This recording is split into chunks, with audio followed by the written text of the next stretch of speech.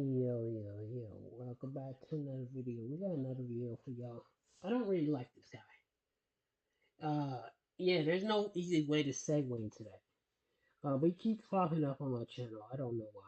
Well, on my news feed. I guess you would call that the YouTube feed, whatever it's called, homepage. Anyways, this is OMG. How did Marvel leak this? Let this leak. I feel like Marvel is leaking a lot of stuff to build hype. I don't know why. If they are gonna leak stuff, why not just, have everybody not like wearing hoodies and stuff so it doesn't look real. Just have them just out. Maybe make a commercial style where everybody just there. I don't know.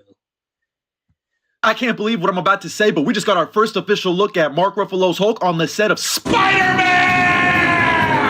Brand new day. And I got something to say. Hulk fans, you might be disappointed, but Rage Hulk is here to stay. Plus, even more set photos and videos that reveal some other key characters and story details. And on top of that, we found out when we might be getting our first teaser for Brand New Day. And y'all know me, if I start seeing some dots in the sky, I'm gonna make them connect because I got a brain blast. What is theory, if not delusion persevering? But either way, me and you know what we gotta do. We gotta talk about it.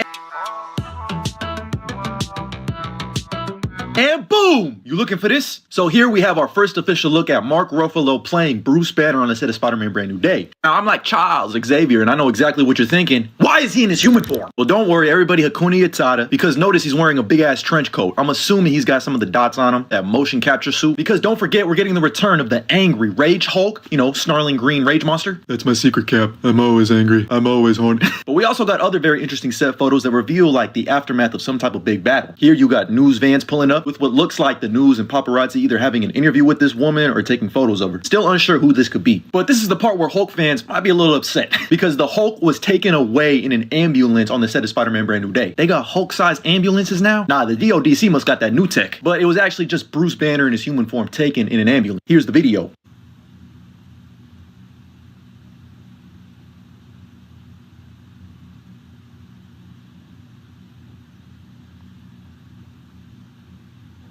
Now, this could mean a couple of different things. This could either be the aftermath of a fight between Spider-Man and the Hulk, or the more likely option is the aftermath of this giant action set piece of Spider-Man fighting this tank and the Hulk has been with him the entire time. But let's stick with Spider-Man fighting Hulk for a second because it does bring up a couple of interesting aspects of this film that I hope they tackle. I mean, off rip, we already know the Hulk is demolishing Spider-Man. Anyone who thinks otherwise, even me as a Spider-Man meat glazer, is wrong. Because unless he's like Cosmic Spider-Man in this movie and punching Hulk up into fucking orbit, he really said, I'm gonna throw you up and leave you there.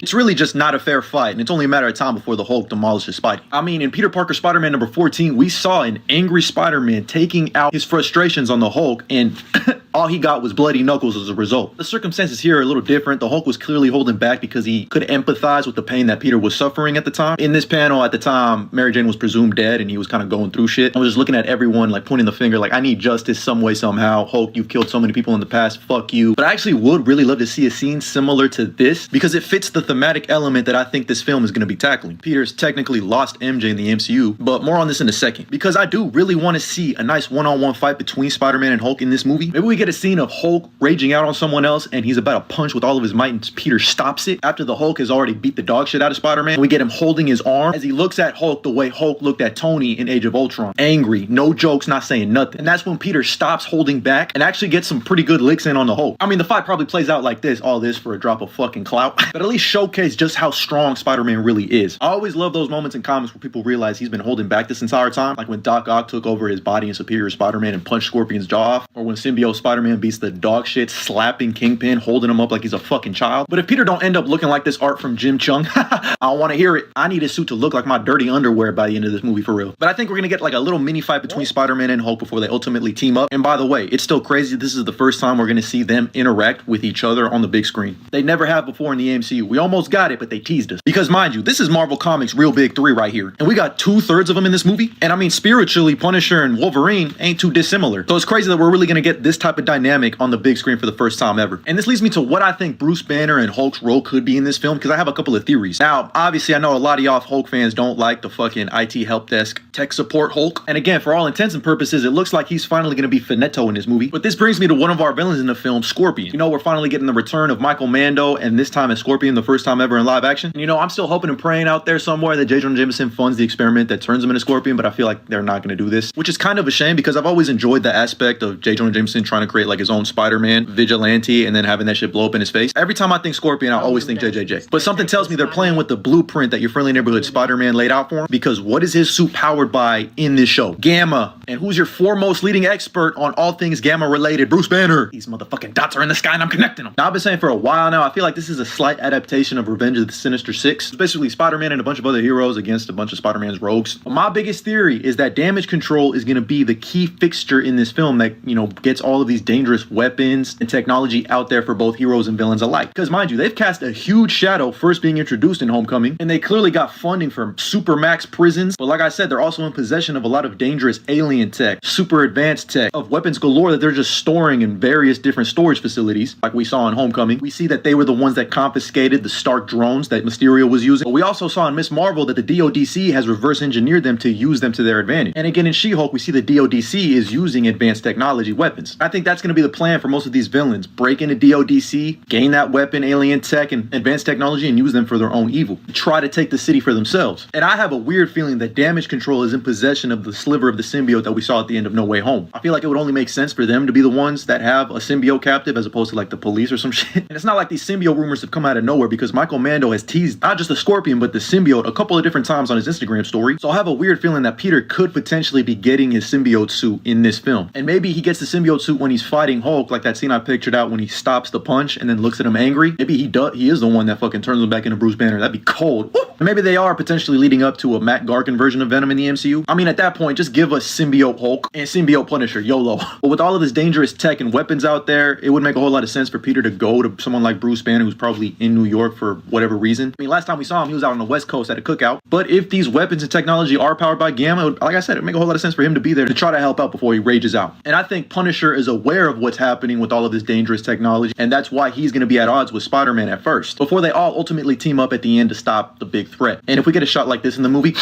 Destin Daniel Cretton, my life is yours. But don't forget, it's also being reported that Yelena Belova will appear in this film. This goes back to what I was talking about, the thematics of this film, and how each supporting character fits perfectly with where Peter Parker is in his life right now. He's alone, angry, frustrated, lost. Now quick, tell me, out of these four characters, who fits that description? The answer is yes. And I still have a gut feeling that it was because of the void making them see their most traumatic past selves that everyone's kind of on edge now. It would be a missed opportunity if they didn't touch on this subject of everyone getting sucked into the void. But we'll just have to wait and see. Now, I already made a video on this, but we did get set photos of Sadie Sink. I still think she's going to end up playing Carly Cooper with a twist revealing that she's someone else. You know, and of course, I've seen the combat boots and camo pants. Everyone thinks she's Rachel Cole Alves, but it just doesn't add up with me with John Bernthal's Punisher unless they do something drastically different. Plus, could y'all honestly see Sadie Sink in this type of role? Come on. You know what's funny is I thought she was going to be an amalgamation of a couple of different characters all the way back in, what is that, March? And then we got this report in August that said Sadie Sink was an amalgamation of two characters. Come on now, I know how the MCU thinks here. But apparently she's the one who uncovers a shady organization that forces her to seek Peter's help to survive. With the streets of New York City looking like this, yeah, she's gonna need all the help she can fucking get. I'm also not gonna rule out that she could potentially be Peter Parker's long-lost sister, Teresa Parker, because what better time than now for Peter to find out he has family?